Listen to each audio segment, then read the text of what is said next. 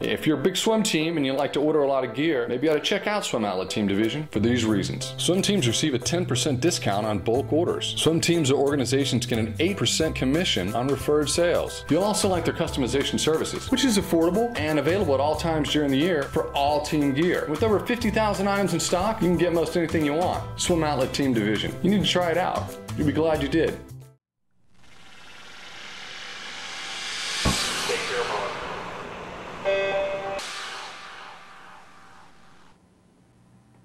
Welcome everyone to the Morning Swim Show on this Monday, December 23rd, 2013. I'm your host, Jeff Cummings. Joining me today in the Finney's Monitor will be Dave Collins. He's the head swim coach at Missouri State University. And just last week, the team traveled to Jenks, Oklahoma to race Texas Christian University in a two-day dual meet. Now, it's not unusual for teams to race in a neutral location, but what is unusual is for the two teams to train together the morning before each racing session and hold a clinic for local swimmers. To tell us all about it, Dave joins us now via Skype from Springfield, Missouri. Dave, it's good to see you. How are you today? Hi, Jeff. How are you? Doing well. I'm doing great, thanks. You all set for Christmas? We are. Yeah, a little bit of shopping left to do, and then I'm ready. But you got the snow there, too. Got a little snow. We got that. I remember that was one of the things I always liked about Christmas in Missouri. You never have to worry about getting snow. That's right. That's right. Well, let's talk about this weekend you guys had with TCU out there in Jenks. How did you and TCU coach Richard Sebesma come up with this idea to not only have a swim clinic, but to train together before each day to meet? Sure. We actually swam TCU in a meet last year about the same time down in San Antonio, Texas, and our teams have always used that time frame as a training to go with the competition. So we would come in and do our training before the prelims and then swim the prelims, come back and swim finals down there. And we just got to talking last year and brainstorming how neat it would be if we talked about doing that as a combined environment and training in the morning kind of in place of the prelims. And then coming back and trying to race at night and kind of looking at how the results would go and breaking up the coaching staffs and yeah, so that's kind of how it came to be. Okay, well, that seems like a very good idea. I'm sure when you tell me what was it like when you told the swimmers what was happening, not just we're going over to Oklahoma to race, but you guys are going to be also training with the Horned Frogs. Right. Actually, the response was great. Because it was almost kind of took back the mentality of like a zones trip for a club swimmer, an age group swimmer, or swim camp. You're used to beating up on the same people in workout, and the pecking order gets figured out pretty quick within your own team on certain sets and different strokes and things like that. So when you throw another team into the mix, and TCU and us are very evenly matched, the dynamic was awesome, and I think we really achieved exactly what we were looking for in those practices. I know that I got some feedback from some of our athletes, and some of the best practices we've had them do all year. Yeah, it definitely seems like it. You sent me some of the workouts they did, and I got to say it was just extremely impressive. I want to talk about this one set that the Stroke and IM swimmers did. Sure. 2 100s on 7 minutes from a dive, then a 200 easy, 650s on 105 at 205 at 200 pace, then 4 100s on 130 recovery, and then 6 25s fast on 50, and then 3 200s on 3 minutes recovery, and then you repeat that. Now, right, Coach, I'm feeling the lactic acid buildup in my muscles just talking about this. Well, sure. Tell me what it was like. The day of that set. Well, what we were doing was we wanted to set up a workout that would get them racing. We actually, ahead of time, the coaching staffs met via phone and really kind of set up the heats and lanes. We wanted our top athletes in each stroke matched up with their top athletes in each stroke, and then right on down from there. So we started out, I think we had 3 or 4 heats total, and we had the flyers up there, and we actually separated them out, odd lanes and even lanes, just like you would in a meet.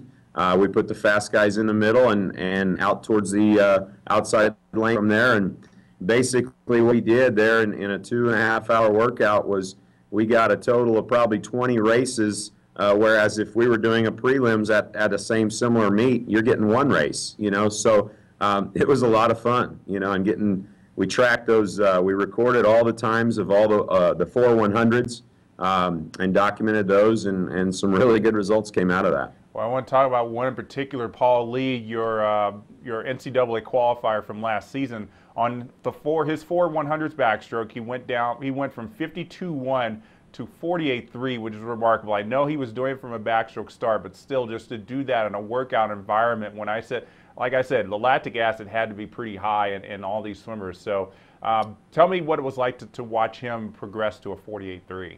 Well, what was fun to watch was, and one of the matchups that we had talked about with TCU was their top backstroker, Cooper Robinson, who I believe was a Big 12 champion in the 200 back last year, is a very, very good swimmer. And so we put those two guys head to head, and we told them to get after it. I got into Paul a little bit at the beginning of that set because 52 was too slow. And he was kind of thinking, well, Coach, I'm thinking about descending.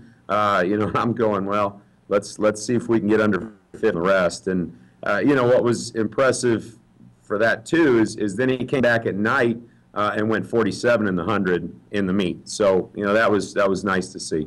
Well, that was kind of a case of, I guess you didn't want any Sammy save-ups is what That's you did. That's right. I did not want that, no. But after round one, he cleaned it up, and the last 3 100s were pretty good. Any other swimmers you want to point out that were pretty special in that set? I actually just being able to watch the two teams interact. I mean, it really not one out. It just the heats were very even. I mean, it was as close to a meet atmosphere as you're going to find in a workout, and we have not been able to duplicate that in a practice with just our team. So really, I got caught up in just cheering for both teams, and then you get into the meet at night, and it was a little bit different than a normal dual meet where we were all obviously very competitive, but you find yourself you watched some of the TCU swimmers that you're not familiar with. You watched what they did in the practice, and you kind of found yourself, hoping to see what they would do that night. So really, not one person stood out. It was just a great group effort and a lot of fun. Yeah, what was it like to coach not just your swimmers, but to kind of, I guess, get the inside scoop on how these TCU swimmers train? It was a lot of fun. It really was, and their coaching staff was great. I thought both staffs together worked really well. Richard's got a great group of coaches there and a great group of athletes. We kind of will bump into some of their athletes on the recruiting trail. I recognize some names on their roster of kids that we had recruited, and I'm sure he's in the same boat. So that was kind of fun to interact with new swimmers. Also, in addition to this workout, something that was new for you guys is you hosted a clinic for the local swimmers, which I think is a great way to give back to the city that was hosting you guys over that weekend. How many swimmers showed up? Jeff, that was the clinic was by far the best piece of the weekend. We got a lot out of it from the training, but we had 125 age group swimmers from I think we went 3rd grade to 8th grade. We gave them T-shirts. We signed posters. We were in the water for about an hour and a half with them, and it just was awesome to see the excitement on their faces. And then Richard and I were kind of out on the microphone and talking to them about college swimming and hopefully getting them excited about what could be to come in their careers. And it just that was really neat to see because I don't have it in front of me, but I don't think there'd been a Division I college dual meet in that state in over 20 years. So, these kids need to be able to see some of that, and I think that it was very important, and we got a lot accomplished. Yeah, I think you just might be getting a few Missouri State Bears out of that one. Well, that's our hope. I mean, we've got a couple Okies on our roster right now that have done well for us. Paul Lee's one of them, and yeah, so who knows? You never know.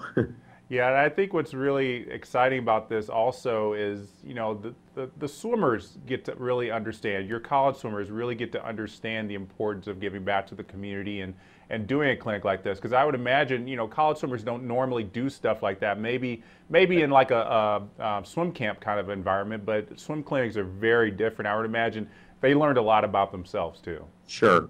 You know, for them to be able to experience that and see the enjoyment on those kids' faces, I think was a highlight. You know, and our kids were dog tired by that point. We'd done a 2.5-hour practice, you know, and then had a meet and then right into a clinic. So they were tired and hungry, but they worked with those kids and signed autographs for 45 minutes afterwards. So it was fun. They probably felt like Olympians for a little bit.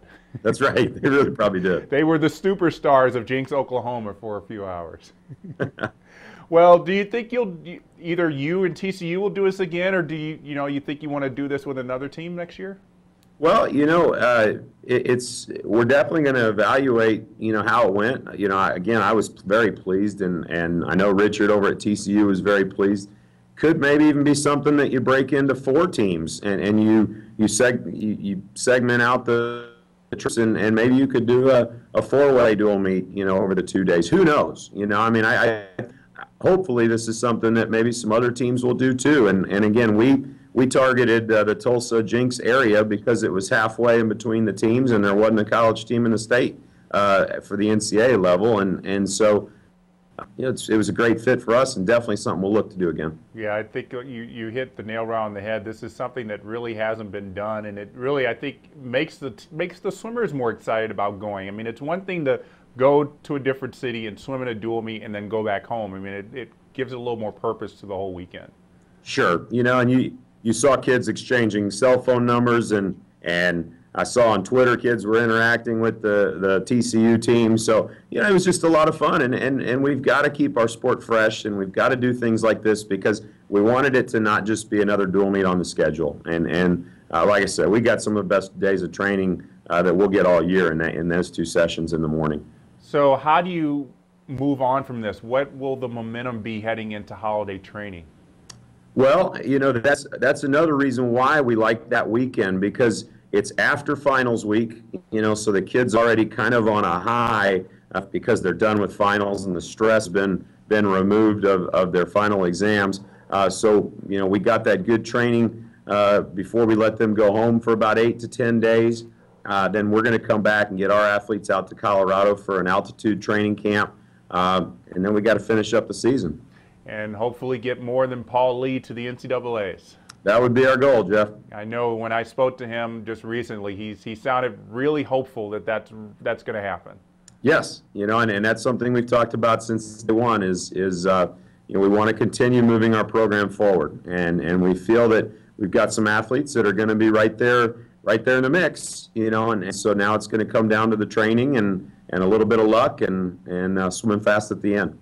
Well, before we let you get off to finish off that Christmas shopping list, we want to submit you to our final 5. These are 5 questions we ask all of our guests on the Morning Swim Show. First off, I know you were a backstroker when you swam at Drury, but this is an IM-related question. If you could change the order of strokes in the individual medley, how would you change it? Well, Jeff, I have thought about that, actually. You know, you sit on the pool deck and you think about a lot of things when you're watching these athletes go up and down the pool. I would like to see underwater kick thrown in there, maybe in place of butterfly. Maybe you go into that first 50 and then go back breaststroke. That might make things interesting. Okay. Well, I'm glad you didn't say get rid of breaststroke like most people say. No. Other than coaching, what's a career or job you think you would like to try? Well, I don't have the talent, but I'd like to be a country singer. Well, you're in the area. I know it's big down there. Right down there to Branson, you bet. What's a career or job you know you would not like to try? Well, you know, I don't enjoy sitting at a desk. Now, I do a lot of anything sitting at a desk is tough for me. So I like to be active. So sitting at a desk, not for me. Okay.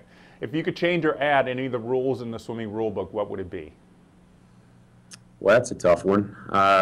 You know, I think what would be kind of interesting to see is if we did remove that 15-meter mark after maybe the front half of the race, so that if somebody's got the ability to kick past 15 on the back end of the race, I'd say we let them try it. Okay. And final question, where do you like to go for vacation? Beaches. Jeff, anywhere with a beach. Well, having grown up in Missouri, I know it's very scarce. That's right. Get to a beach. Well, Coach, thanks so much for joining us today. Congratulations on a great weekend in Jenks, and we hope that you guys will continue it next year, and maybe the idea will grow and other teams will follow along. Thanks, Jeff. Really appreciate you having me on. And have a good Christmas. All right, you too. All right, so that's going to do it for today's edition of the Morning Swim Show. Be sure to visit swimmingworld.com for the latest in aquatic sports news. Like us on Facebook and follow us on Twitter. I'm Jeff Cummings. Thanks for watching.